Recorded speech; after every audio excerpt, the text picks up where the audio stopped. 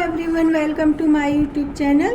तो गाइस, जो भी मुझे सब्सक्राइब करते हैं और मेरा वीडियो देखते हैं तो आई एम वेरी थैंक्सफुल।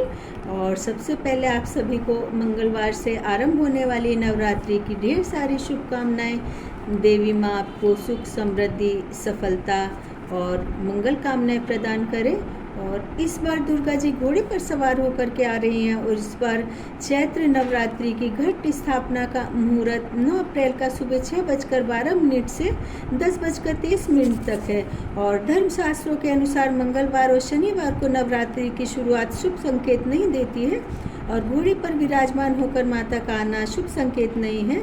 और इससे राजनीतिक, सामाजिक उथल पुथल रहेगी, धार्मिक उन्माद अपनी चरम सीमाओं पर होगा, किसी बड़े पद पर आसीन राजनेता को जान का खतरा हो सकता है और इससे राजनीतिक, सामाजिक और आर्थिक परिस्थितियों में भी बहुत ज़्यादा चंडाल योग बन रहा है और आंतरिक दुश्मनों की ताकतें बहुत ज़्यादा प्रबल होंगी।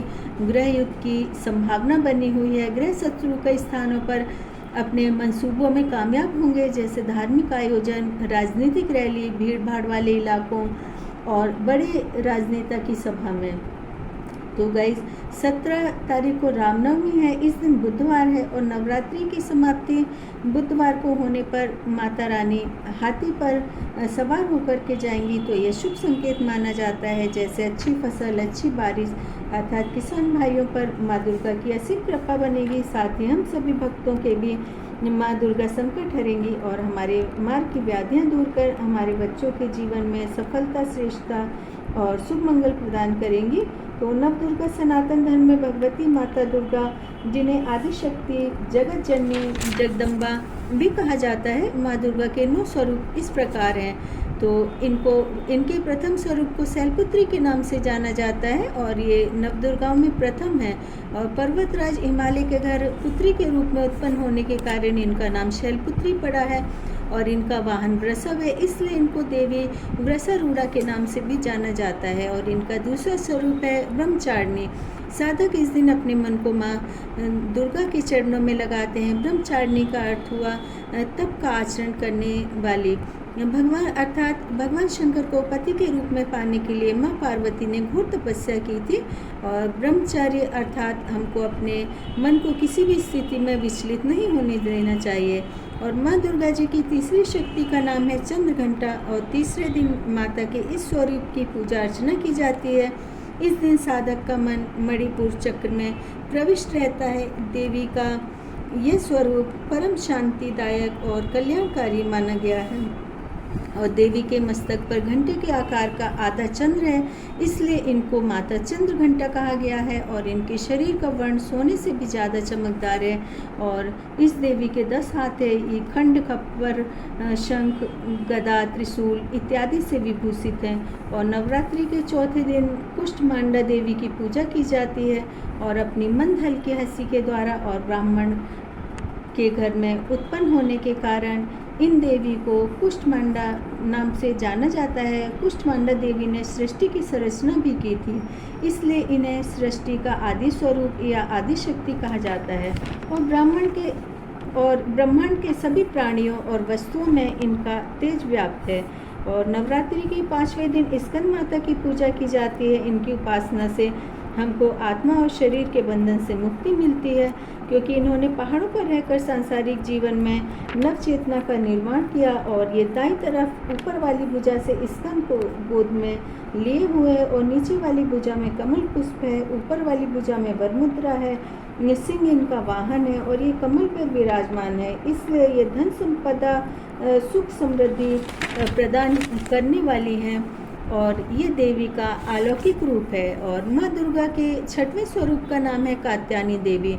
इस दिन साधक का हृदय आज्ञा के चक्र में स्थित होता है। योग साधना में मन को नियंत्रित करने वाला यह चक्र अत्यंत आवश्यक है और इनकी उपासना और आराधना से भक्तों को बड़ी सहजता से धर्म, कर्म, अर्थ और अंत में मोक्ष अर्थात चारों फलों की प्राप्ति हो जाती है। और इनकी उपासना से भक्त रोग मुक्त, भय मुक्त और चिंता एवं दुखों से मुक्त हो जाता है। और वैज्ञानिक युग में भी देवी कात्यायनी का सर्वाधिक महत्व है। भगवान कृष्ण को पति के रूप में पाने के लिए ब्रज की गोपियों ने इनकी पूजा की थी और यह पूजा कालिंदी यमुना तट पर की गई थी। और माँ दुर्गा की 7वीं शक्ति कालरात्रि के नाम से जानी जाती है। इस दिन साधक का मन सहस्रार चक्र में स्थित रहता है। इसके लिए ब्रह्मांड की समस्त सिद्धियों का द्वार खुलने लगता है और समस्त असुर शक्तियाँ इनके नाम के उच्चारण से ही भयभीत होकर के भाग जाती हैं। और इनके शरीर का रंग घने अंधकार की तरह एकदम काला है। इनका रूप भयंकर है। सिर के बाल बिखरे हुए हैं और गले में विद्युत की तरह चमकने वाली माला है। इनकी सांसों से अग्नि निकलती है। लेकिन हम सभी प्राणी इनकी संतान हैं। बच्चों से कितनी भी बड़ी गलती क्यों न हो जाए, माता के चरणों में जाकर क्षमा मांग ले तो ये हमारी भूल को माफ़ करके हमको गले लगा लेती हैं। और माँ दुर्गा के 8वें स्वरूप का नाम है महागौरी। साधक 8वें दिन महागौरी की उपासना करते हैं। इनका रूप पूर्णतः गौरवर्ण है और इनकी आयु 8 वर्ष की मानी गई है। मान्यता है कि पति के रूप में शिव जी को प्राप्त करने के लिए महागौरी ने कठोर तपस्या की थी। इसी कारण इनका शरीर काला पड़ गया था, परंतु इनकी तपस्या से प्रसन्न होकर शिव जी ने इनको गंगा जल से स्नान कराया था। और इनके सभी आभूषण और वस्त्र श्वेत रंग के हैं, इसलिए इन्हें श्वेतांबर धरा भी कहा गया है। और माँ दुर्गा की 9वीं शक्ति का नाम सिद्धिरात्रि है। ये सभी प्रकार की सिद्धियां प्रदान करने वाली है। नवरात्रि के 9वें दिन साधक इनकी उपासना करते हैं और मान्यता है कि इस दिन पूर्ण विधि विधान और पूर्ण निष्ठा एवं आस्था के साथ जो भी साधक साधना करते हैं उनको संपूर्ण सिद्धियों की प्राप्ति होती है। और मान्यता है कि इनकी उपासना से संपूर्ण देवियों की उपासना हो जाती है। तो गाइस, फिर से आप सभी को 9 दुर्गे की ढेर सारी शुभकामनाएं।